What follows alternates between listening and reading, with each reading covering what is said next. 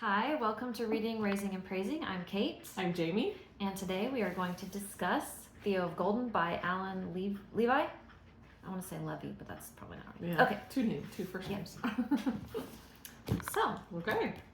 This take is it very, away. it's a very much talked about book. Yeah. I think it's very, like one of the most popular books this year so far. So New York Times Bestseller. Yeah. So we've been told to read it, so we finally read it. Yes. Recommended by everyone. Mm-hmm. Yep. And I didn't have any inklings about even what it was about before. Yeah. I didn't know what genre it was or anything. Mm-hmm. It's just okay. So. Yeah. And reading the back, you get like just enough, but not really to know what really is going to happen. Yeah. And I kind of feel like even a good part of the way into it, you still don't know, what he's there for. You don't know that till the end, really. Yeah, it's true. It kind of takes it you're like, oh, kind of a lot comes together in the end. Yeah. I mean, usually you go into a book and then you immediately identify the problem and then you're working towards the solution and then there's this climax. But it doesn't really follow that. It wasn't like that, no. Yeah, I still wanted to read it because it's just so beautifully written. Yeah, yes, very well written and interesting. Lots of different stories within a story. You know what I mean? About different people and the characters and Very character-driven plot. Yeah. Yes, very much. Yeah.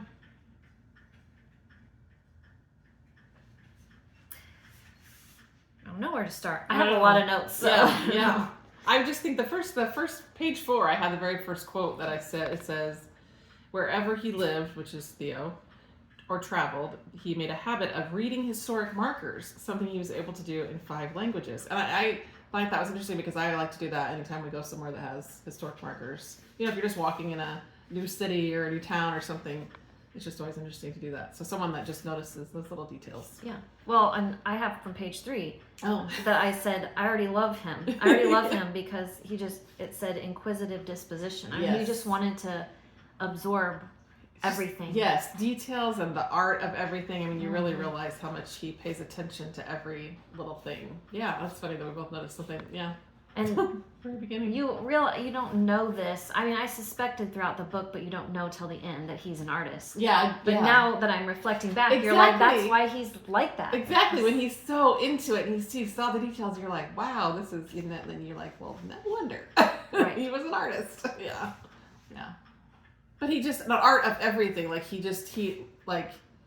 he absorbed everything around him, or he was just you know what I mean? Everything was art. Everything was art. Yeah. I mean, that's what the back of my book, the quote said, "For anything to be good, truly good, there must be love in it, whether the art is sculpture, farming, teaching, lawmaking, medicine, music, or raising a child. Yeah.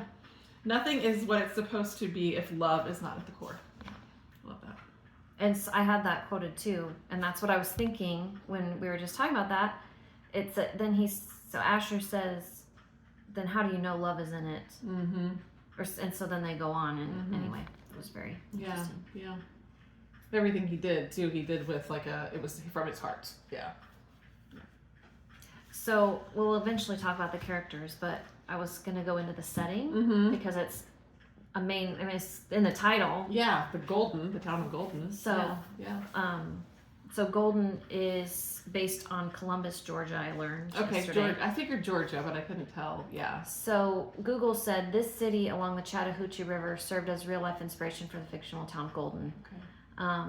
And then there was this Fountain City Coffee. Okay. In Columbus, Georgia, that was the inspiration for the chalice. Nice. So I went into a lot of notes about what the symbolism was of the chalice. Yeah. And I thought that they would go back to that because Theo asks Shep why, but he never tells him why. I know, yeah. And I really thought that they would. Yeah. So either that was a mistake with the author, he didn't go back and tie that up. Right. Or he left it as our interpretation. Could be. Or what? Yeah. Did you have any thoughts on? I mean, I loved that thought. I thought I would love to go to a coffee shop like that. I love coffee shops anyway, and so it just sounded so you could just picture it in your mind. Yeah. And then having a reference of another place, it would be interesting to see that coffee shop. Yeah.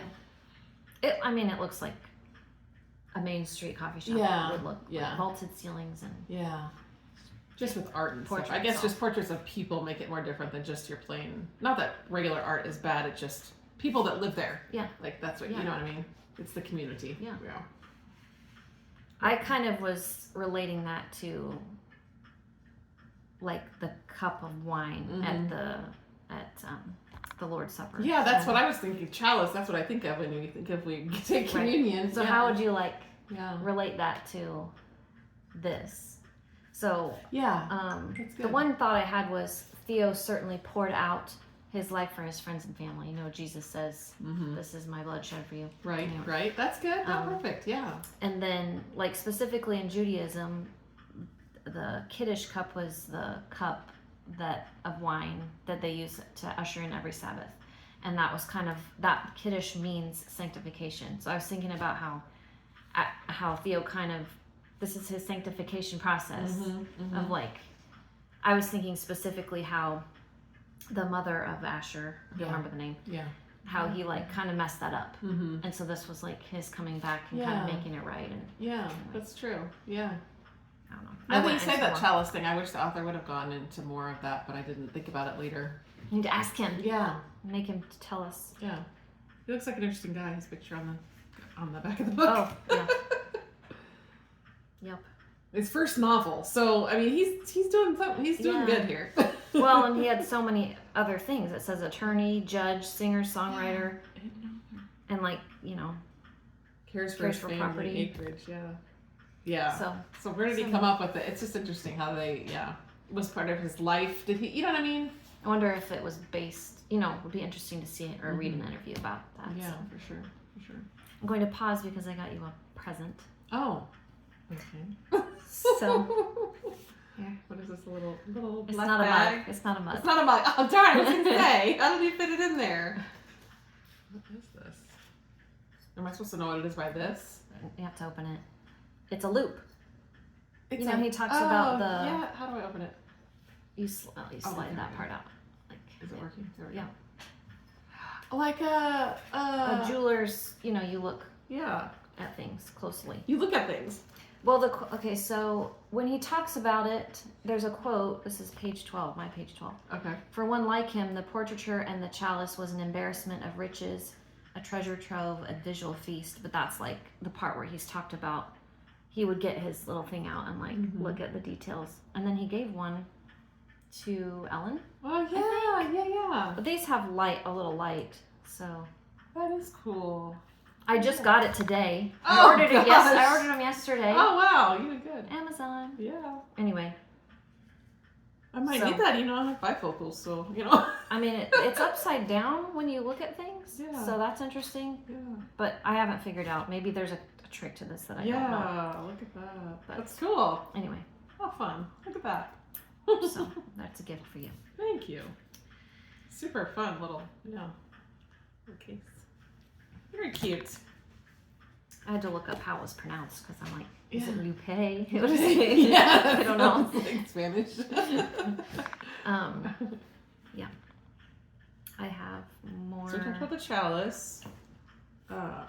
You have quotes before my parts. Page 40, the quote says, I don't have many virtues. I guess this is him talking about himself, but I am good, one of the very best at keeping secrets. And then in quotes it said, he might have added at living a secret, which we don't really know that until the end of the book. I was always kind of like... Oh, I mean, he was kind of like, nobody really knew who he was. He's coming from out of town, like, why are you here? It was clear he had a... But when he's mission. first talking to Asher, Asher says, oh, was it his mother or grandmother? Must have been his grandmother. Was his the grandmother. One that raised him. Okay. Yeah. But was his grandmother the one that Theo was? No, it was his mother. Yeah. Okay, I'm sorry. Yeah. Anyway, he says something like, "Oh, my mother knew someone from there," or like there's this little part, and you're like, "Oh, okay." Yeah. You kind of see, but then it just doesn't all really totally come together until and then you're like, okay. I see. That's a good Did you talk? I had talked about where keep going because I had lots of. I mean, I don't know if we want to go through every single thing. No, it's okay. Asher's tools he called weapons of choice. He waged daily war against mediocrity. Because art, And then his hand twisted, turned, tapped, danced, hovered, and stroked the page, in a choreography that had taken years to perfect. Yeah. Just the choreography, thinking of it like dance, like a dance. Because, that's cool. All those descriptive words, very good adjectives. Yeah. Oh, I did want to say, because this is kind of goes throughout the whole book, that I thought it was interesting how sometimes you know what other people are thinking besides Theo, and sometimes you know what happens to those people or things about them that come way after the book is ended. Yeah. Like the author shares different bits, like let's see, on this page 70 we learn that Bun and Sarah, I can't even remember who those people are, they do create a magazine. Like they make a point to say, like in present in the book, we want to do a magazine, and then it says later they do a magazine. I just thought that was or he finishes their a piece about them. You're right, like even in that first story, the first lady that he delivered the photograph to, Minette or whatever, he kind of finished a little bit about her before we even went on to the next person. I do appreciate that. And sometimes you wonder about people, like whatever happened to them if they don't get mentioned again. Yes. Yeah. Because you would want to know about the chalice, and that never comes back. True. Or whether Minette and her husband have children later or something. I wanted to know that, but it doesn't say that. Lots of things you can't always tie up all the loose ends. But so that same area, that page 75, he talked about where he met the people to give them their portraits, the promenade or the fetter. It's had a carefully selected spot beside the river. Those three places, the promenade, the fetter, and the place by the river, became in many ways the center of Theo's life in Golden. For the year he dwelled there, the eye of God was always near. That was just like the special. You could kind of just start to picture those places in your mind. I wonder if Golden or the town, whatever Georgia looks like that. Yeah. And I can't remember what the eye of God was. It was like something about a tree. There was a knot in the tree or something. Yeah.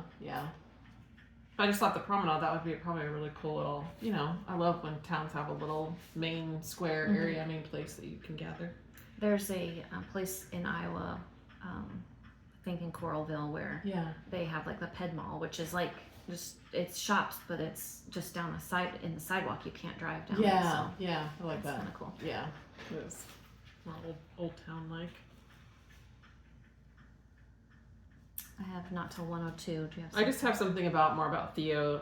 The old man was of a growing persuasion that the world had become a much too noisy place, too full of manufactured sounds, unruly speech, and angry voices. I think of that when I think of like New York. So loud all the time and like all night long when you go to stay there. And it feels like people are manufactured sounds, like just like even like when we sleep, like we always feels like we have to have something. A fan or we can't just have the natural noises. You know what I mean? So it's true. Manufactured sound. It made me think about that. Well, and I've read a lot about being in nature, of course, but just like how green exercise, being outside to do exercise, is actually even more valuable, scientifically studied, even than just like walking on a treadmill. Going to the gym. Yeah. So it's very. I'm sure. There's just more. You get more. Yeah. All your senses too. In the creation. This is from 102. Theo's thinking about when he first started to believe, and in that paragraph he capitalizes the word story and love, which story meaning the Bible and love meaning, I think is meaning Christ. That's right. That's good. I just like that how it was capitalized. And then he talks about his daughter. The quote was, "A 10-year-old girl whose laughter was a murmuration." And then before that, he had talked about how birds, I think it's starlings, that have that crazy synchronization. Yeah. And that's called a murmuration. But I looked it up, so I'll have to show you the video. It's just, you've seen birds do some of those weird flying things, but these were like, wow, just incredible. Yeah, that's cool. How did I know how to do that? Yeah. Way there. The video said, though, it's like when you're driving a car and the car in front of you puts their brake lights on, so then you put your brake lights on. So you kind of just have this. Yeah. But they don't see brake lights. They just know that other one is gone this way, so I'm going to follow that one. Right. It's weird. It is, yeah. Incredible how to think. Oh, that's good. This was your whole section about what makes good art. Yeah. Oh, yeah. Did we talk about that? Good. Well, yeah, but what is... Oh, Theo asks what makes something good art, and Asher's like, I wonder what that means, because I guess if a work of art makes us see something familiar in a new way, or makes us feel something we ought to have felt all along, it shows us our place in the world more clearly. Maybe then it qualifies as good. If it makes us better somehow, maybe that's what gives it value. Yeah. Good is a hard word to even, you have to define good. Like, what is good to you? Subjective. It's good to everybody. Yeah, it's good to different people. Yeah, good is different to different people. Oh, so I had said, Asher says, how do you know if love's in it? And Theo says, I don't know, but God does. Yeah. I mean, this was definitely a book based on, I liked that. The faith aspect of it. Yes. I kind of listed it like the same. Christian fiction, but it's not. Like, according to Goodreads, it probably isn't Christian fiction, but it's just so interwoven. Exactly. Just touches. It's not like you're like, oh my gosh, but it's just part of life. It's there. Yeah, it's good. Yeah. Oh, yours is before mine. I was just talking about the portraits. Yeah, go for it. Each one meant another name, another story, another thread for the living tapestry he was weaving with the bestowals. So he took give him the portrait, that was, I like the way that was saying, the living tapestry he was weaving. Putting a physical image onto it. Yeah. He talked about a frame, and he was wondering, what does it mean that we place a permanent boundary on transient moments? What does it mean we place permanent boundaries around transient moments? I just like, you never really think about art in a frame, and that you're like you're that's putting it in a box or something. Yeah, that's I never thought about that. Picture is worth 1,000 words. But when you look at the freezing, like it says, freezing specific memories. Like when you, especially like a photograph today, you're like freezing that place and time, so you don't forget. Yeah. So you can look back and remember. Yeah. That's good.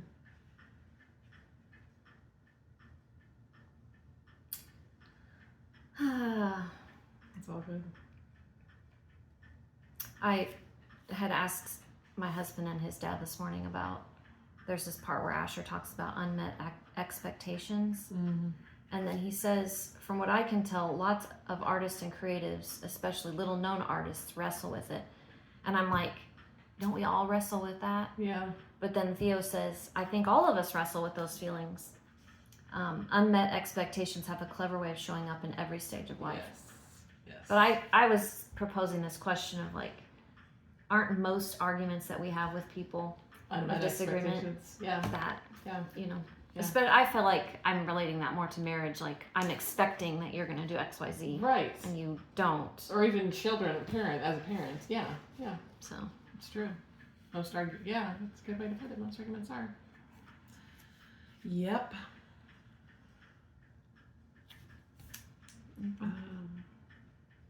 Well, this one is interesting, and I need to think about it more.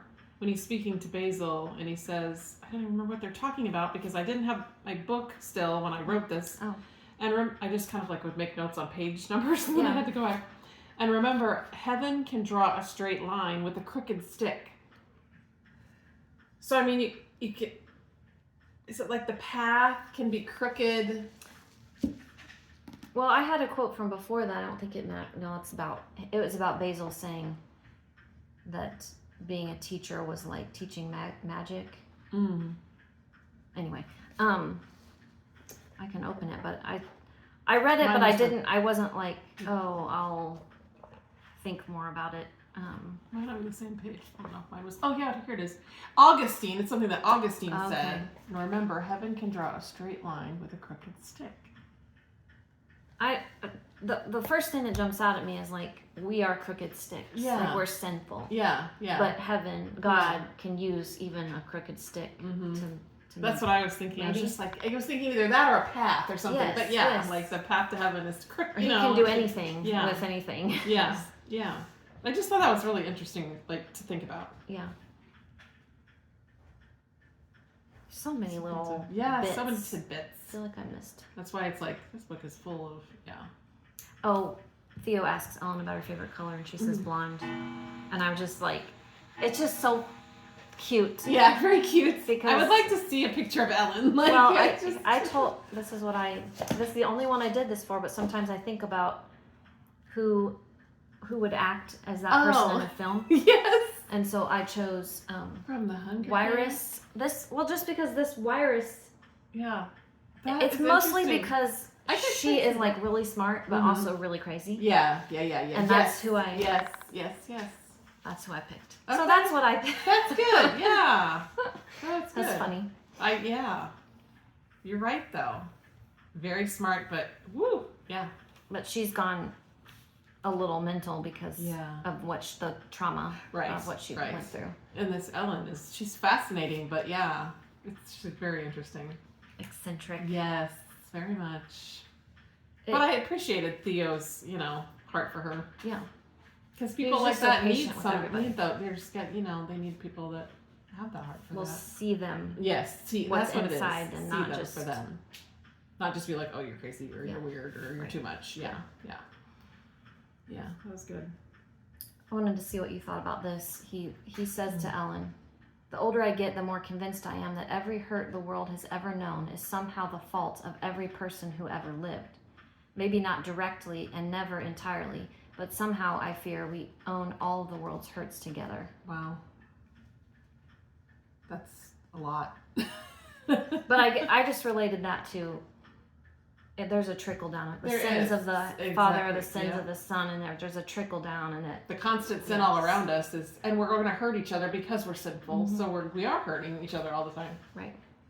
It's really hard. It's like one little thing that I do to you, and then you are upset, and then you might put that on your kids, and then they're gonna, and it just like goes on and on. Yeah. Unmet expectations. Right.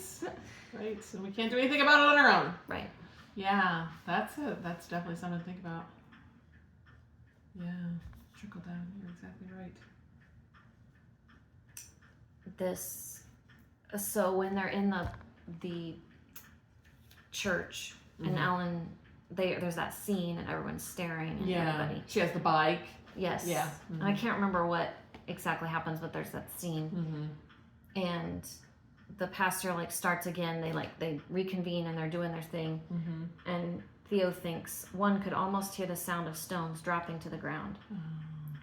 And you and I know, we know that illusion. But not someone wouldn't know. As a non-Christian that hasn't read the Bible, how would you know that? Yeah. So that's from John 8, by the way.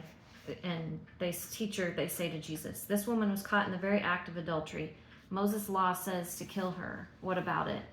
And they're trying to trap him, so he says, "All right, hurl the stones at her until she dies, but only he who never sinned may throw the first." Yeah, he who never sinned. Well, then nobody's going to throw a stone. Yeah. But I was thinking about this, that I wrote this with another part where he quotes scripture, but it's just in there. But I was reading recently that, that's what Jesus did all the time. When he would quote, the Psalms, or he would quote part of the Torah, and he didn't come out and say it, but they knew what he was talking about. Yeah. So he would answer their question or respond to them with these little bits of scripture, but it's like a popular thing in rabbis do, where they don't say the full scripture, they just give the first part, and then you're supposed to just know the rest of it, and then that kind of can correct you. Yeah. Anyway, use it. It's definitely used for correction. Yeah, that's good. I just thought I love that line, because you're I know what you're saying, exactly what you're saying. So yeah, that's good. This one quote I had is, it's when he's talking about Asher's the pictures, he says, you don't draw portraits of sadness, you draw portraits of people. He's talking about how some of the people, you look in their eyes and you can see sadness. And so he says, which is he says, it's another of life's great mysteries that sadness and joy can coexist so compatibly with one another. In fact, I wonder on this side of heaven, either one can be complete without the other. Sadness and joy. And I think about when you lose someone, when someone passes away in your life, and how you're how can I actually be joyful and so sad at the same time? But it's because we've been in that place a lot lately, but it's we still have this joy because you have the hope you know. Yeah. That you're going to see them again and all of that. But it's like, they can be with you at the same time. Right. Yeah.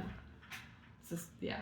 Well, they also talk about how the portraits of the children don't have that as much as it's like probably they don't have as much. There's the innocence, and they've not experienced the hardest parts of life. Yeah.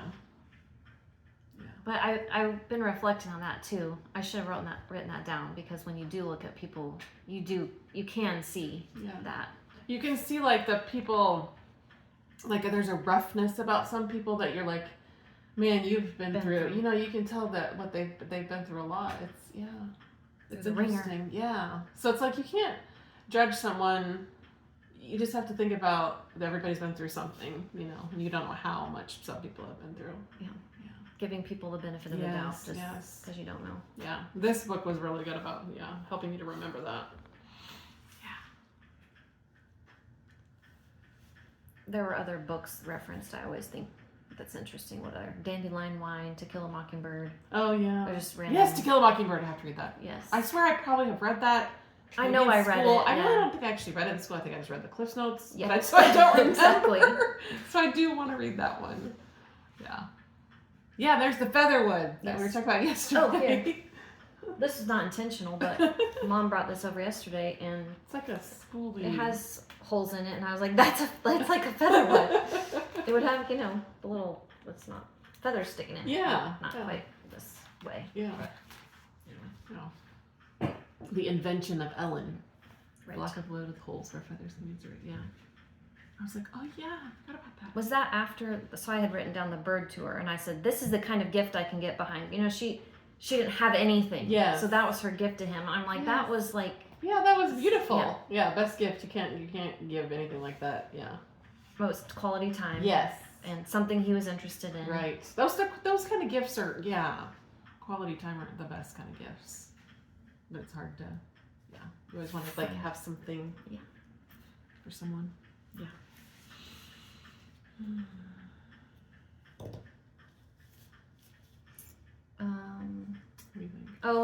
This is yes, the faces, because there was when the pastor did a homily about faces. When we are born, our first instinct, far deeper than intention, is to find a face, someone with which to bond. So when your baby looks up at you, and it went on to say make that intentional, to just gaze into their eyes and look at them. Yeah. Because we're so often just, I really try when someone's talking to me, my children especially, to look at them and listen. Mm-hmm. Because you want, especially them, to talk to you forever and ever. Yeah. You know what I mean? And to think, she listens. She cares about what I'm saying. Yes.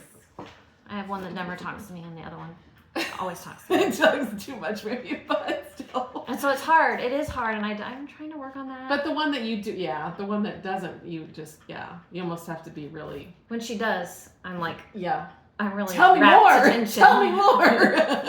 Yeah, that's good. Kendrick, I really liked his story, his storyline. But his grandmother Whitaker, that baby, there's justice and there's mercy. If you not sure what to do, you got to choose one way or the other. I say always go the mercy way. If you make a mistake, make it for mercy. Bad mercy don't hurt nearly like bad justice. And always remember the eye of God can see. Yeah, that's good. Good. I thought that part was so sad about her, is it Lamisha? Yeah. Getting hurt, and then how that the guy that did it was just sad. I He know. just was trying to get to his little girl. And, and people, accidents happen, and it was not intentional, anything like that. Yeah, that was a hard story. So I'm glad that kind of, worked out. Yeah, exactly. Oh, this is another thing with the faces. The giver of faces, the face of heaven itself, the face for which every heart yearns, became a wee babe, misty-eyed and helpless, looking himself for the tender face of his mother on the night of the angels. And he was a baby too, and looking for that connection. Yes. Oh, that's so cute. Mary. Yeah, that's sweet. Very sweet. I wrote down the Thanksgiving menu that they have, so we can try to do that for this year. Very good. It does sound yum. That curried fruit, I wasn't sure what that was, because I don't think of curry and fruit together. So I think that would sound good though. I'm gonna look it up and see maybe if that's a thing. Kind of I've just never experienced. little flavoring. Yeah. So it kind of sounds like apple. Yeah. Cinnamon apples. Yeah. Something like that. And the cinnamon sweet potatoes, of course. Yeah. Ham Buttered wild rice. Warm sourdough. Sounds so good. Kind of hungry. That was that part about let's see. Oh, and Minette, I will continue to believe that even your difficult dad is capable of saintliness. Mm-hmm. And he says that to everybody. Yeah. You know, you are, you know, you have the ability to be whatever saintliness with everybody. All the bestowals, I felt like. Right. Yes, totally. So that whole part of toxic azaleas, that went down a rabbit trail. Yes, that's funny. I did look up whether, you know, flowers in the azaleas in the black vase was like a death threat. But I read that the more relevant modern message from the toxicity is one of take care. So a literal reminder to be cautious instead of just like, I want you to die. Yeah. Just be careful. Yeah. Yes, that is good. But he listed off all those things that are poisonous but beautiful, like jellyfish. I mean, yeah, so many things that are that's a hard thing, jellyfish especially. I feel like isn't it frogs that are poisonous are like the ones that are they're so pretty, the most beautiful ones. Yes, bright blue. Yes, yeah, it's crazy. And I think that something in nature is something about like their predators won't eat them because they see that and they know that they're gonna die if they eat that, so they don't. Yeah, that's true. Simone's band teacher said, "Your wardrobe is small, visible way to honor the music you play, as well as the guests who listen to you play. Look beautiful, play beautiful, be beautiful." That's good. We should say that at the end of this. Yeah. Okay. Don't be play beautiful. Anyway. Yeah. Oh, that whole part about his concert. And the music, the notes coming out, and Lamisha looking, you know, and drawing them on the paper. Yeah. That was like so magical. Yeah, so very cute. magical. I love that. Yeah, seeing the notes. Will they make this into a movie? Because like, really, who would be play these people? Amazing. That would be amazing.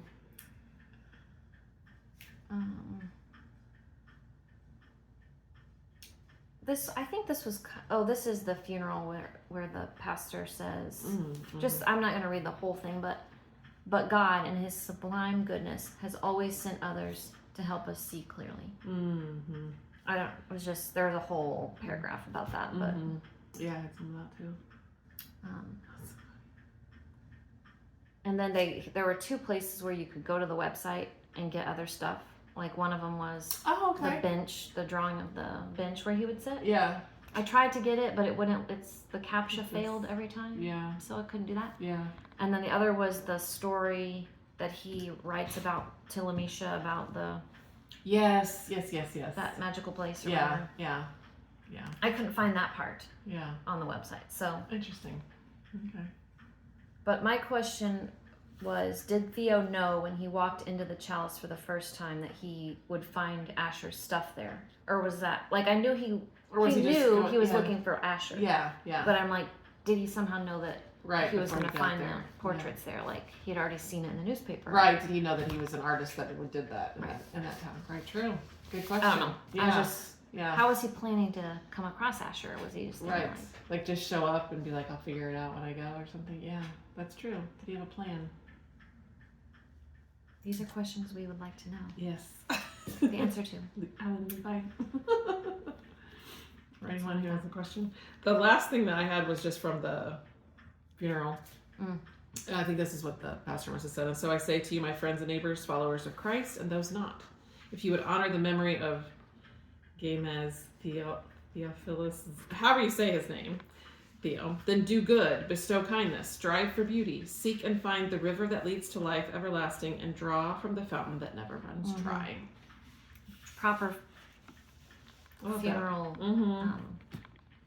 sharing of the gospel in a way. If you want to, do as Theo did, as Jesus did, and see Theo again. Yeah. So how many I know. stars? Oh, I hate this. This felt easy. It was so good, but it's like the 5 is so hard because I mean it was definitely over 4. So 4 I was like gonna say 4.5. Yeah. Because it was really close I to could 5. probably give it a 5. Yeah. Because we don't do that very much. Yeah. And it was like, I mean, look at all the stuff that we got out of it. I mean, just the thought-provoking things that come across and make you think and make you, I don't know what it's gonna else make us a better person. make it better. I don't to either. Be a 5, so I don't maybe either. it needs to be a 5. That's true. Okay, there we go. 5. We're giving it a 5. Because I've literally told everyone, like, have you read this? Have you read this? Yes. I mean, our cousin's reading it. I told her about it. Oh, good. Anyway. Yeah. So. Good. Okay. Where's our little winner? Oh, that's fine. Oh, you want to? Yes. Okay. What was it again? Are we gonna say our normal line though? Well, yeah, but let's do this one first. Okay. Oh, they were beautiful. Okay. Oh yeah. Remember everyone. Yeah. Look beautiful, play beautiful, be beautiful, and keep on reading, raising, and praising.